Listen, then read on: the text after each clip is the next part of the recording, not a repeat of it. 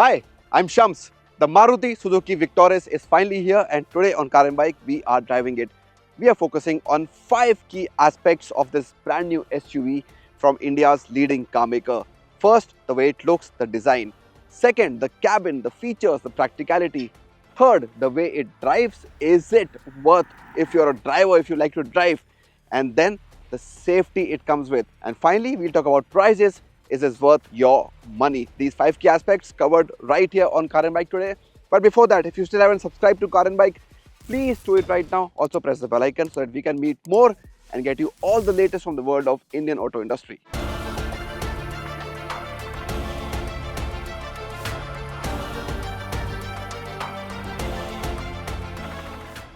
So let's get straight into it and let's begin with the design and the face, which I think is extremely likable. I love the way the elements have been amalgamated into the face of this SUV, starting with this chrome strip along with DRLs, which are quite big. And in one single unit, you also get projector headlamps down below, fog lamps further down, skid plates, and overall the look, as I said, is a great combination of cladding, skid plates, as well as body color and chrome. So from the front, this car really scores well. Now this is what I really like about the Victoris, the way it looks from the profile. We've got a lot of SUVs in this segment, all roughly measuring the same length, around 4.3 meters, which is the case with this one as well.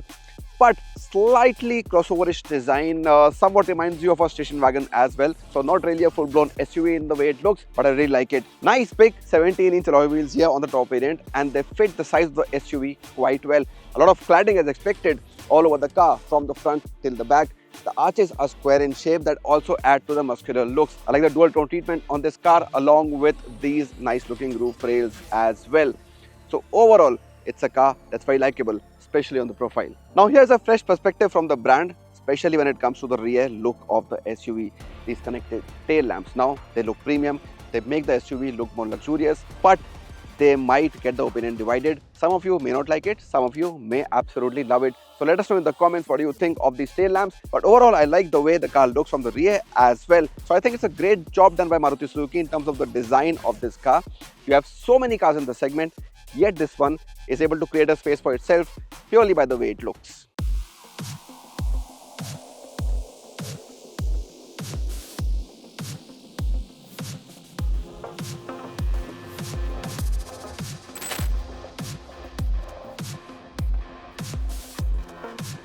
The cabin, the first impressions are quite positive because there is good use of nice quality of materials here. We look at on the dash. Yes, there are some plasticky parts as well, but you get soft touch materials too, which is nice. And there's a clear demarcation between strong hybrid and mild hybrid in terms of the way the cabin looks, which is also a good thing. Now the seats are not very big. They could have been slightly bigger, especially for somebody as tall as me. The good thing is that my seat is electric and the front seats are both ventilated. So it's something you like, especially on a hot day like this when you're testing the car on the outskirts of Jaipur. A lot of charging options. You have a wireless charger. You have some C-type fast charging ports as well. So you can charge multiple devices all at one go.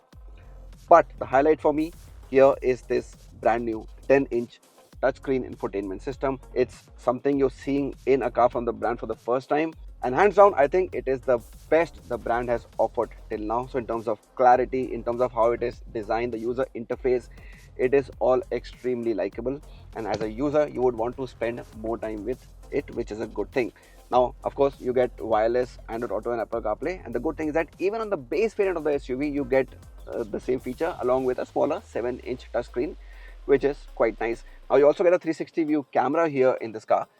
And again, the output of the camera quality is really nice. It's something you appreciate. Another highlight is the Infinity Premium audio system with Dolby Atmos. Again, something you haven't seen before in a car from Maruti Suzuki. And it actually takes your in-cabin sound and viewing experience to a whole new level. Now Maruti is calling it a theater sort of an experience, and we got a small sample of that during this drive event here in Jaipur. And it is something again that you will like, especially if you appreciate high quality stuff inside cars. What you also get is a big 10.25-inch instrument cluster that again gives you a lot of information. You have a heads-up display, loads of controls on the steering wheel, which I like as a driver, paddle shifts on the automatic, and since this is the all-grip version or all-wheel drive version, you also get this knob here to get additional off-roading controls. So I quite like the cabin, and the highlight one more is this, the big panoramic sunroof. You've seen that before on other cars on the brand, but this one is different and special because look at this, just how far wide it opens. Even the rear pane opens by around 40-50% to give you a lot of open space here in the sunroof.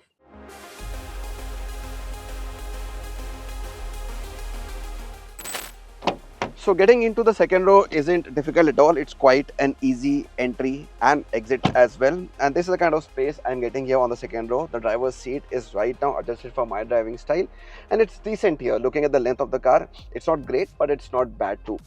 The seats here are much better for me in terms of how big they are, so I get better under thigh support, which is good. All three adjustable headrests, which is good as well. You get a center armrest here with two cup holders, 60-watt fast charging ports here on the second row, rear AC vents too, and overall a good place.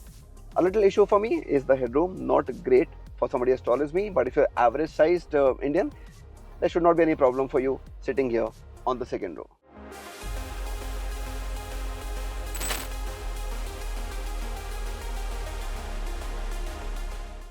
Now look at this, boot space is really vital, especially in a car in this particular segment. And the Victoris also gets gesture control. So I have placed my feet below the boot and there it goes, open electric tailgate. And the boot space looks quite decent here. Now we fitted in 4 trolley bags here. There is still room for more, especially if you can remove the parcel tray. So this looks quite good. And the good part is that even on the CNG variant, you get an almost equally big boot space because they've put the CNG tank under the body. It's not there in the boot, so almost same amount of boot space.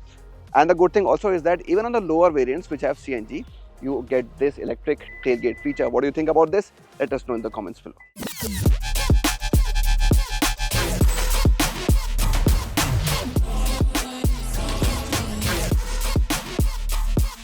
So behind the wheel of the all-new Victoris, and remember what we are driving today is the all-grip version of the mild hybrid variant of the car.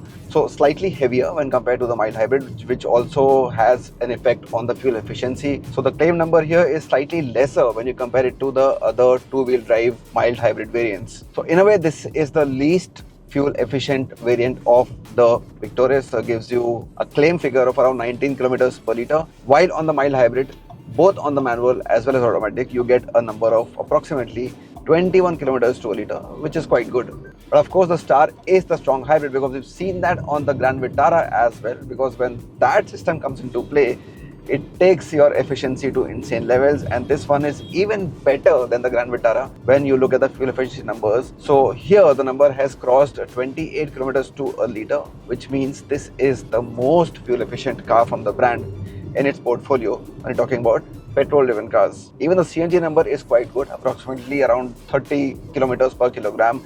So overall, across the range, across the 21 variants, you guaranteed a decent or more than decent fuel efficiency on the Victoris. Now, another important thing is the ergonomics of the driver's seat. This one is an SUV. We are driving the all-grip version, so this is an SUV in every sense. But talking about the view from here, you're not really sitting very high up as you would expect from a proper SUV. Yes, you do get a clear view of the road, especially on the front and on the sides, but you cannot call this view really commanding. What helps is the head-up display. I think that's a very useful feature on any car, and Maruti is really trying to democratize it across segments. Doesn't matter if it's a small car or a big car. We see this on various models from the brand. It's very useful. You can customize it for its height and the kind of info it displays, so comes in really handy for the driver. The rear looks slightly hampered. You don't really get a very clear view because of 3 adjustable headrests, but you can still manage that. It's not bad also.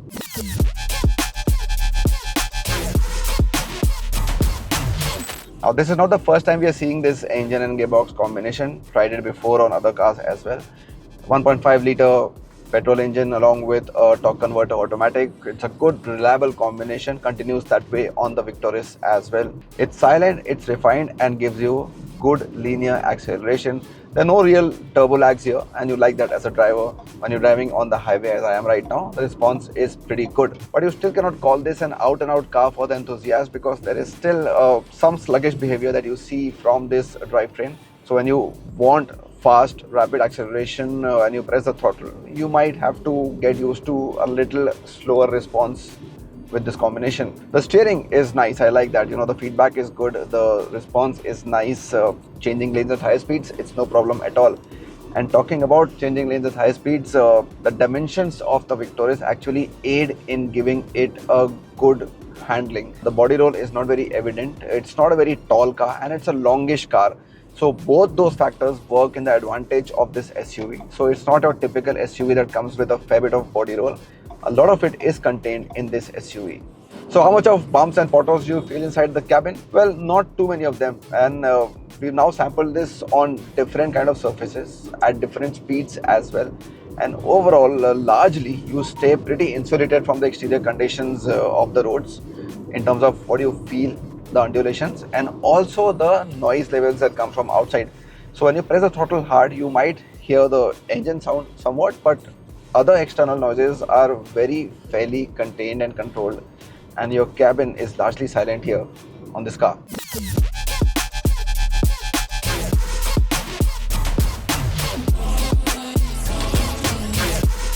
Now the fourth very crucial factor is safety, because it's been a big question mark when it comes to cars from Maruti Suzuki, how safe they are, how strong are their structures, and now Maruti has been really upping the game in that front. So there are a whole lot of standard safety features available right from the base variant, including 6 airbags. But sample this: 5-star crash test rating, both from Bharat NCAP and from Global NCAP, because this car is designed and made to be exported to a lot of countries across the globe. So it's a safe car wherever it is sold, India and other global markets. And the first car from the brand to get level 2 ADAS functions. Yes, Maruti has finally done it, giving you ADAS on this car. And we've sampled that. The level of intrusion you get is quite acceptable. It's quite nice. In fact, I like that because we are driving on the highway right now, and the car does keep you safe with factors like lane keeping assist and blind spot view and detection. A lot of other factors are there that contribute to your drive being safer on the Victoris.